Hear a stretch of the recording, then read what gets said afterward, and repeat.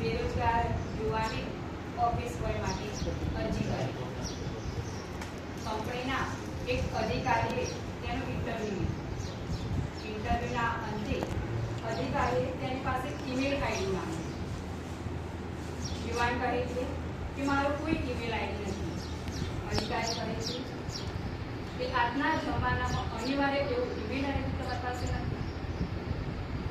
આજે જેનું email ID નથી ને તેની કોઈ જ ઓળખ નથી. મને અફસોસ છે કે જેની કોઈ ઓળખ નથી એ ઓળખહીન વ્યક્તિ માટે મારી કંપનીમાં કોઈ સ્થાન નથી, કોઈ જગ્યા નથી.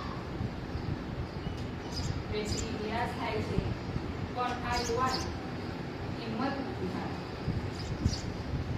તે થોડોક વિચાર કરે છે અને તેની પાસે કેટલી મૂડી છે તે જુએ છે.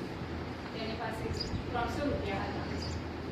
આ 300 રૂપિયા લઈને તે બજારમાં જાય છે, થોડુંક શાકભાજી ખરીદે છે અને આ શાકભાજી તે ઘરે ઘરે જઈને વેચે છે. આવો આખા દિવસમાં એ 3 વાર કરે છે.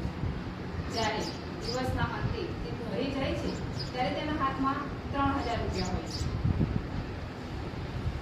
હવે તે બીજા દિવસથી બમણા ઉત્સાહથી આ કાર્ય કરવા લાગી જાય છે.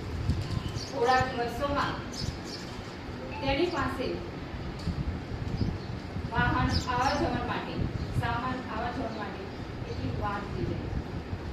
તે શાકભાજીનું માર્કેટ અને 5 જ વર્ષમાં તે અમેરિકાના સૌથી ધનાઢ્ય રિટેલરમાં સ્થાન પામે છે. હવે એક દિવસ તે પોતાના ફેમિલી માટે, પરિવાર માટે વીમો લેવા માંગતો હોય છે અને વીમા એજન્ટને પોતાના ઘરે બોલાવે છે. ત્યારે વીમા પોલિસી અંગે ઘણી બધી વાતચીત થાય છે, જરૂરિયાત સંબંધી વાતચીત થઈ જાય છે. ત્યારે વીમા એજન્ટ એમની પાસે ઈમેલ આઈડી માંગે છે. કરીએ તો એ વ્યક્તિ કહે છે કે મારું કોઈ ઈમેલ આઈડી નથી. ત્યારે એ વીમા એજન્ટ અચંબો વ્યક્ત કરતા, શું કહ્યું? તમારી પાસે ઈમેલ આઈડી નથી? તમને ખબર છે કે આટલો મોટો તમે વ્યવસાય કર્યો, પરંતુ જો તમારી ઈમેલ આઈડી હોત તો તમે આજે ક્યાં હોત? ત્યારે તે વ્યક્તિ કહે છે ઓફિસ હોય.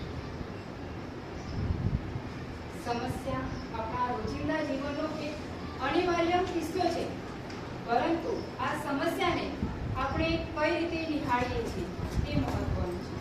ઘણીવાર ખૂબ જ નિરાશ કરી મૂકે તેવી સમસ્યાઓ એ જો નવા દ્રષ્ટિકોણથી જોવામાં આવે તો એક નવા તકમાં રૂપાંતરિત કરી શકાય છે.